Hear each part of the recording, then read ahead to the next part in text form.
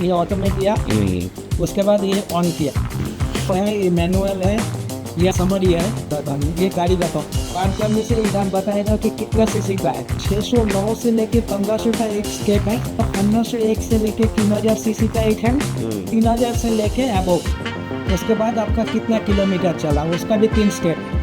ये देने के बाद कितना मिनट काम करना वो बताएगा। गाड़ी लाने के पहले और मेरा सर्विस लेने के बाद आपको कैसा लगा? डिकार्बोनेशन से सेटिस्फाई हूँ। दिक्कत कभी नहीं है अभी, तो वंडर्स भी करके देखा, एकदम बढ़िया है। पहले जो है धक्का मारने का तरह बुर बुर करके आवाज आएगा, अभी उस तरह नहीं है। ये जो सोल्यूशन है, ये सोल्यूशन की वजह से शायद मेरे को लग रहा है कि पैसे भी खर्च नहीं होंगे और आराम से काम भी होगा।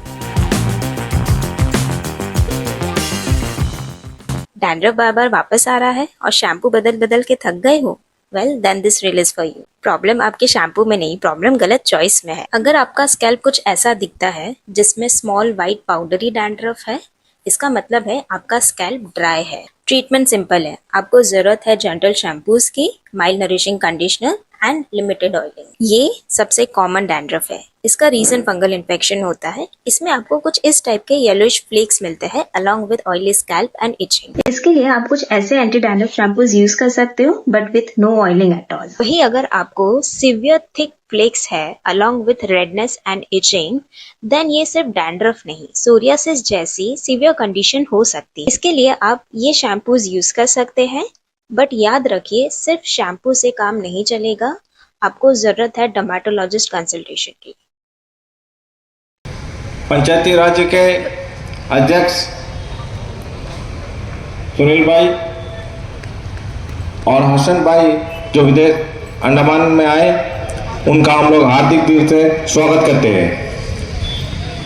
कांग्रेस पार्टी के अध्यक्ष श्री रंगलाल जी,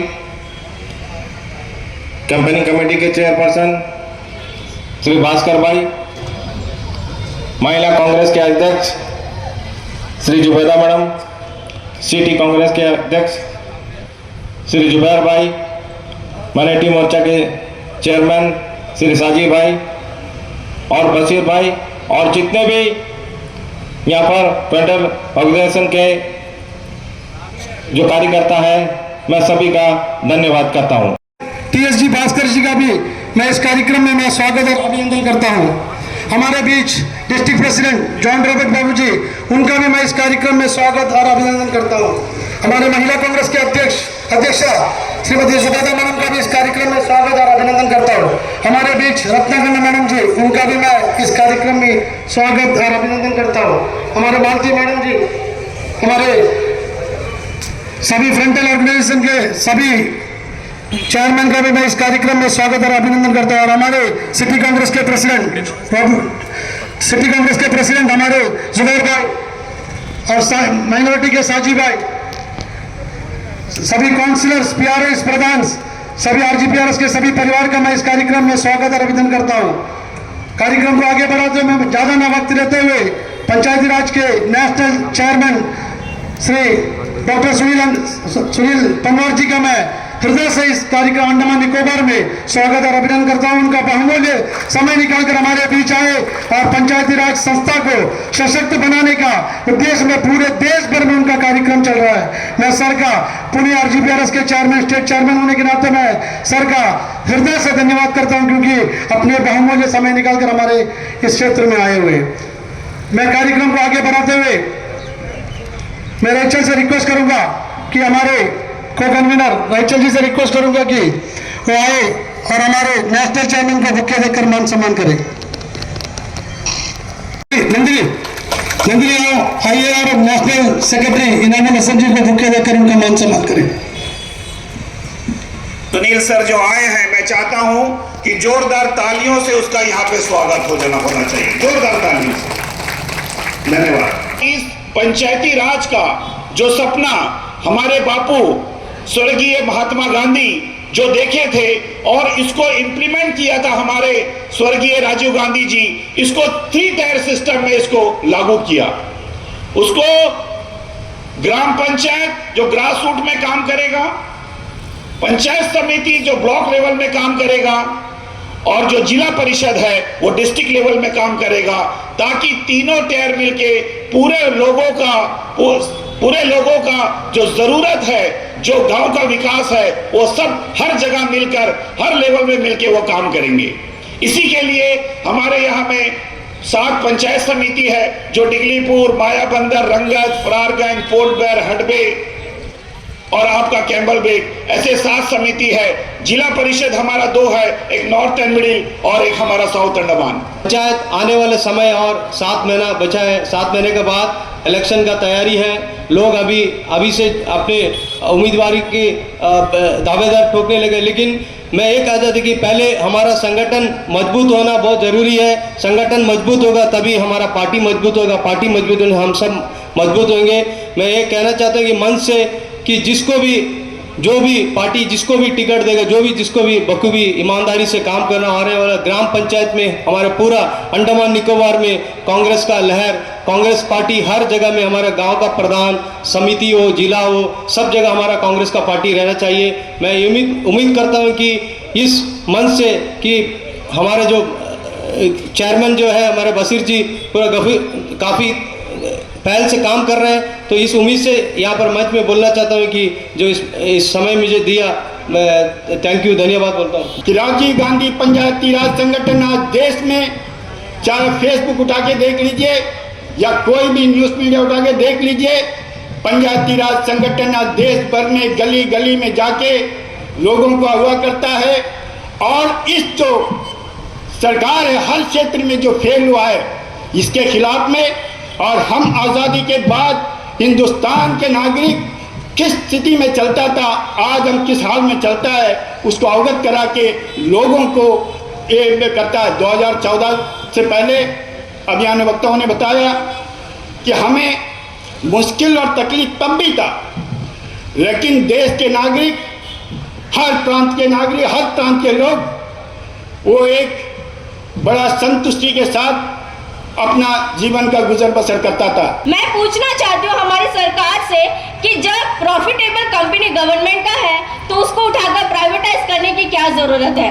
क्या हमारा देश की जनता का पैसा जो टैक्स हम दे रहे हैं, क्या सिर्फ उनके कपड़ों में देश विदेश जाने के लिए खर्चा करने के लिए हम दे रहे हैं क्या? क्योंकि जो दवाई बनती है, जो फ्री में वो हमें दे रहे हैं, उसको भी आपने प्राइवेटाइज कर दिया। आज जीबी पद में जो दवाई हम 2-3 दवाई जब बाहर से लेते हैं हम परेशान होते हैं, और जो आयुर्वेदिक में डिपेंड है, हो सकता है फ्यूचर में वो भी हमें बाहर से ही लेना पड़ेगा, क्योंकि अभी जो मैन्युफैक्चरिंग कंपनी है वो खुद ही प्राइवेटाइज हो गया है। अब बीजेपी गवर्नमेंट वोट चोरी, सीट चोरी और जिस चीज के लिए राम मंदिर को बनाया, वो मंदिर बनाकर जो है उन्होंने कहा भगवान को हमने देश में ला दिया है, अब हमें वोट दो। आज क्या वो राम मंदिर का फंड जो करोड़ों में डायमंड, सिल्वर, गोल्ड, कैश, करोड़ों रुपया का चोरी हो चुका है, इसका जिम्मेदार कौन है? 100% जॉब रिजर्वेशन करना होगा। आप सभी जानते हैं एयरफेयर के बारे में, आज एयरफेयर क्या चल रहा है। वन वे चेन्नई जाने के लिए 30,000 रुपया, 40,000 रुपया। सुनील साहब कितना हजार रुपये दिया पता नहीं आज दिल्ली से आने के लिए। पहले 10,000 रुपया था दिल्ली टू पोर्ट ब्लेयर, आज 40,000, 50,000 चलता है। हमारा गरीब लोग जा सकता है? अभी समर वेकेशन में अपना बच्चा को वहां पे पढ़ाई के लिए, शिक्षा के लिए वहां पे लेके जाना है, लेके जा सकता है? हमारा घर में कोई बीमार हो गया, वहां पे मेडिकल फैसिलिटी के लिए अपोलो लेके जाना, म्याट लेके जाना, कोई जा सकता है? नहीं जा सकता है। बस उसका किस्मत को ऊपर भरोसा रख के इधर ही आप जीबी बंद हॉस्पिटल में छोड़ देंगे। क्या करेंगे? मजबूर में आज काम चलता है अंडमान निकोबार आइलैंड का अंदर में। अभी यहाँ पर एक बैनर लगा हुआ है, देखिए, लोकतंत्र बचाओ। इसका जरूरत क्यों पड़ा हमें कि लोकतंत्र बचाने का? आज ऐसा क्या स्थिति आ गया कि हमको लोकतंत्र बचाने का जरूरत पड़ा? देखिए, आप देखते हैं 2014 में मोदी जी को जिताए, ठीक है, मान लिए हम, क्योंकि बदलना है, सरकार बदले। देखिए हमने आगे क्या होता है, फिर दोबारा आपने फिर मोदी सरकार को लाया। क्यों? आपको पता था कि इस बार काम नहीं हुआ तो नेक्स्ट आने का टाइम में मोदी जी कुछ अच्छा काम करेंगे। लेकिन आज स्थिति ये है कि हमको सड़क, सुरक्षा, स्वास्थ्य सबके लिए लड़ना पड़ता है। ऐसा कोई दिन नहीं है कि लोग रोते हैं। आज लोग बोलते हैं अरे वो कांग्रेस का सरकार था तो बहुत अच्छा था, हमको हर चीज मुहैया होता था, सारा चीज कम दाम में मिलता था। लेकिन आज स्थिति यह है, बीजेपी आने के बाद में लोग रो रहे हैं। लोग, आप अभी हमने बताया, अस्पताल का समस्या बताया, अस्पताल में हम जाते हैं बस सुबह शाम 12 बजे हमें एक दवाई दे दिया जाता है, उसका बाद घर आओ, अस्पताल जाओ, बाहर में उसका डेड बॉडी बाहर आता है। तो ये स्थिति है। तो मोदी है तो मुमकिन है। आप सभी को पता होगा अंडमान में भी एसआईआर चालू हुआ, कई लोगों का नाम कटा, कई लोगों का नाम नहीं है। लोग आज धीरे धीरे उनको पता चल रहा है कि वोटर लिस्ट में उनका नाम नहीं है। नाम नहीं होने का कारण क्योंकि उनसे उनका दादा परदादा का इलेक्शन का डिटेल मांगा जा रहा है। उनका, जिनके पास अगर उनका दादा परदादा का नहीं है तो कहाँ से लाके देंगे, अगर उनके पास नहीं है तो उनका नाम कट जा रहा है। तो ऐसे बहुत सारी चीज़ें को देखने को मिला। आज जो लोकतंत्र में जो मेजर इशू है, सबसे बड़ा आज पूरे देश में, क्योंकि बीजेपी, मुझसे पहले तमिलसेल्वम भाई बोले, बहुत सारा चीज़ होता है, जो चीज़ हो रहा है वो किसी को दिख नहीं रहा है, लेकिन भाजपा जहाँ भी चुनाव लड़ता है जीत जा रहा है। ये कैसे हो रहा है? जब इतना हम लोग आज अपने भाषण में इतना गलतियां गिनाया, इतना भाजपा के बारे में बोला, इतना इशूज है। अंडमान का अगर बात करें तो अंडमान में भी अनगिनत इशू है। देश की बात करें, देश का बुरा हालत है। आज हमारा करेंसी 100 रुपया डॉलर पहुंचने वाला है, तो बहुत सारा इशू है। उसके बावजूद अगर देश में भाजपा अगर चुनाव जीत रहा, उसका सबसे बड़ा कारण है इलेक्शन कमीशन। आज इलेक्शन कमीशन उनके हाथ में जो मर्जी वो करते हैं। आज हमारा जो लोकतंत्र खतरा में जिसका हम लोग बात कर रहे हैं, राहुल जी हमेशा बात करते हैं, सबसे मेजर आज वो कुछ भी कर ले क्योंकि इलेक्शन कमीशन उनके हाथ में है। हम कितना भी आवाज उठा ले, कितना भी चलाए, जब चुनाव आएगा वो अपना डब्बा में अपना बटन दबाएगा, इलेक्शन हो जाएगा और जीत जाएंगे। गवर्नमेंट जो है अंडमान वासी, इधर में बसा वाला को आप लोग करंट नहीं दे रहा है, इधर में बसा वाला को आप लोग पानी नहीं दे रहा है, इधर में बसा वाला को आप लोग एम्प्लॉयमेंट नहीं दे रहे हैं, लेकिन 5 लाख आदमी को लेके जाके आप कैमरे में बसाएगा। ये तो हमारा पब्लिक को तमाशा बना दिया, पब्लिक को एकदम जुमला करके छोड़ दिया पब्लिक को। आप देखिए, तमिलसेल्वम भाई ने बोला एयरफेयर्स के बारे में, कितना बड़ा एक जुल्म हो रहा है हम लोगों के साथ में। एक पेशेंट अगर स्ट्रेचर में जाना है 4.5 लाख रुपया, वो 4.5 रुपया बांधने के बाद भी 10 दिन वेट करना पड़ेगा। 10 दिन उसको जान पकड़ के रहना पड़ेगा कि 4.5 लाख रुपया बांध दिया, भगवान हमको बचाना है। ये परिस्थिति है। हमारा अंडमान का बजट है 6050 करोड़। 6050 करोड़ में 900 करोड़ वापस भेज रहा है, फंड यूटिलाइज नहीं कर पा रहा है। ये कांग्रेस का जो आज जो सत्याग्रह है, ये इसलिए किया गया है कि इस अंडमान निकोबार के अंदर में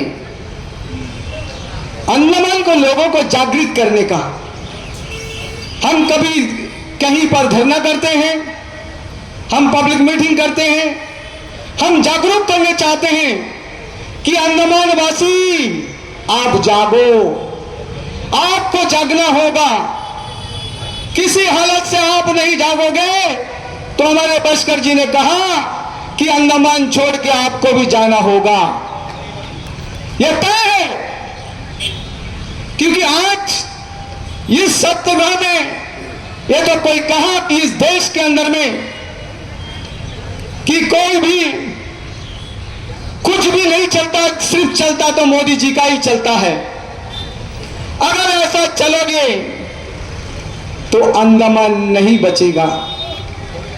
जिस कांग्रेस ने इतने तकलीफ से इस अंडमान को खड़ा किया, आज आंखों का सामने ये अंडमान खत्म हो जाएगा, ये कांग्रेस ही बर्दाश्त नहीं कर सकता है।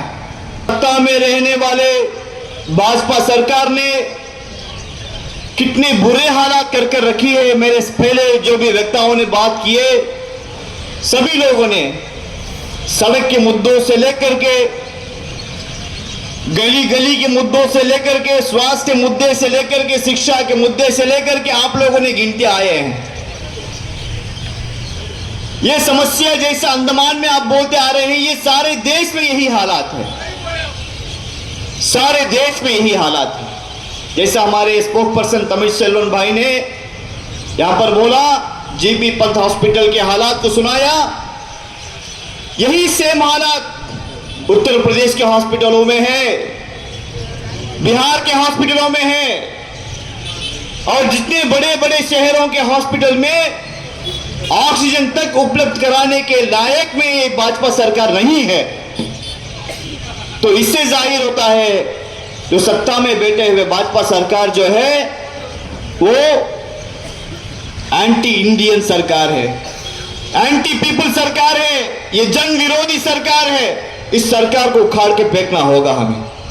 उसके लिए हमें सबको मजबूती से खड़े होकर के हमें संघर्ष करना होगा। जहां पर भी भारतीय जनता पार्टी की सरकार है वहां पर पंचायती राज व्यवस्थाओं को खत्म करने का काम वो सरकारें कर रही हैं। एसआईआर के नाम पर किस तरीके से करोड़ों भारत के नागरिकों के वोट भारतीय जनता पार्टी के इशारे पर इलेक्शन कमीशन ऑफ इंडिया ने काटने का काम किया। आपने देखा किस तरीके से बिहार और पश्चिमी बंगाल के अंदर चुनाव एसआईआर के द्वारा प्रभावित करके लोग जीते, और फिर पश्चिमी बंगाल में चुनाव के ठीक 15 दिन के बाद वो ईवीएम के अंदर आग लगाने का काम वो भारतीय जनता पार्टी के इशारे पर हुआ। आज ये मुल्क दो मुख्य केंद्र के बीच में विभाजित है। एक ऐसा विचार जो इस देश को जोड़ने वाला विचार है, जो सर्वोदय का विचार है, जो महात्मा गांधी का विचार है, जो बाबा साहब भीमराव अंबेडकर, सरदार वल्लभ भाई पटेल, सरदार भगत सिंह का विचार है। और दूसरी तरफ वो वर्चस्ववादी ताकतें जो इस देश को विभाजित करके इस देश की अखंडता को खंडित कर देना चाहती हैं। वो गोलवालकर का विचार है, वो सावरकर का विचार है, वो नथुराम गोडसे का विचार है, वो आरएसएस का विचार है, और वो शाह और तानाशाह का विचार है। आज इस देश को बंटवारे की जो मंशा, आज इस देश के संविधान पर आक्रमण की जो मंशा भारतीय जनता पार्टी की लगातार अलग अलग विषयों में देखने को मिलती है, वो सिर्फ वोट चोरी तक सीमित नहीं रही। वोट चोरी के बाद उन्होंने अब चुनाव और सीट चोरी करना शुरू किया। आज देश का किसान जिस परिस्थिति से जूझ रहा है, ट्रेड डील आने के बाद निश्चित तौर पर हमारा देश का किसान वो अमेरिका के हाथों गिरवी रखा जाएगा। ये समय है, हमें उठ खड़ा होना पड़ेगा, यहाँ के युवाओं की आवाज बनके, यहाँ की महिलाओं की आवाज बनके, यहाँ के हर वंचित की आवाज बनके, यहाँ के जनप्रतिनिधियों की आवाज बनके। मैं धन्यवाद देना चाहूंगा यहाँ के अध्यक्ष ओ बशीर जी को कि उन्होंने ग्रामीण अंचल के 70 गांव में जो पंचायती राज की मुहिम यहाँ पे शुरू की, उसी तरीके से शहरी अंचल के 24 के 24 वार्डों में भी आप पंचायती राज व्यवस्था को मजबूत करने का काम करोगे, और यहाँ के प्रदेश अध्यक्ष के साथ कंधे से कंधा मिलाते हुए कांग्रेस पार्टी को मजबूत करने का काम करोगे। सत्याग्रह की ये लो यहीं पर रुकने वाली नहीं है, ये गांव-गांव के अंदर जाएगी, पूरे देश के लोगों को एकजुट करने का काम करेगी। और मेरा पूर्ण रूप से विश्वास है कि हम सबके नेता, आदरणीय नेता प्रतिपक्ष राहुल गांधी जी, वो इस देश को प्रेम और सत्य के साथ जोड़ने की जो अलख पदयात्रा के दौरान जगा चुके हैं, वो अलख नियमित रूप से जलेगी। भारत एक रहेगा और खंडित करने वाले के मंसूबे वो धरे रह जाएंगे। देश आगे बढ़ेगा तो देश के संविधान के हिसाब से आगे बढ़ेगा। हम सब मिलके संकल्प लेते हैं। जय हिंद, जय भारत, जय जगत। सर, बहुत ही जोशीला शब्दों में अपना विचार रखा। मैं आपका पूरे आरजीपीआरएस परिवार की तरफ से मैं पुनः आपका धन्यवाद करता हूँ। कार्यक्रम को समाप्त करते हुए मैं आज के इस कार्यक्रम के हमारे मुख्य अतिथि डॉक्टर सुनील पनवार जी का मैं हृदय से धन्यवाद देता हूँ, जिन्होंने मेरे निमंत्रण को स्वीकार कर अंडमान निकोबार का दौरा किया और उपस्थिति को संबोधित किया। सर, मैं आपका पूरे अंडमान निकोबार द्वीपवासियों की तरफ से मैं हृदय से आपका धन्यवाद करता हूँ। सर,